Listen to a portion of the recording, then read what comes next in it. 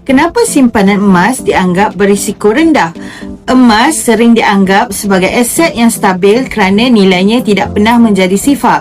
Sejak ribuan tahun, emas kekal diterima sebagai penyimpan nilai walaupun berlaku kejatuhan mata wang, inflasi atau krisis ekonomi. Berikut 3 sebab utama kenapa emas wajar dijadikan salah satu cabang simpanan kewangan. Pertama, aset fizikal yang mudah diakses. Untuk mula menyimpan emas, tuan-puan tidak perlu modal yang besar. Melalui public gold, emas fizikal berketulinan 999.9 boleh ditabung serendah RM100 melalui akaun emas Gap. Ini membolehkan sesiapa sahaja mula menyimpan secara konsisten tanpa tekanan kewangan.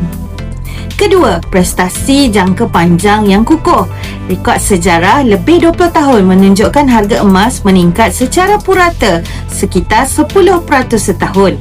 Ia berfungsi sebagai pelindung nilai terhadap inflasi dan sering mengatasi pulangan instrumen simpanan tradisional.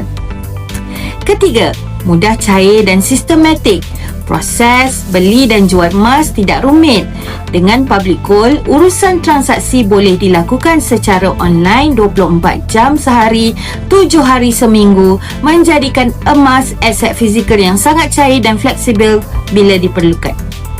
Inilah sebabnya emas terus menjadi pilihan simpanan untuk berbagai peringkat umur, daripada pelajar, keluarga muda sehinggalah golongan pesara.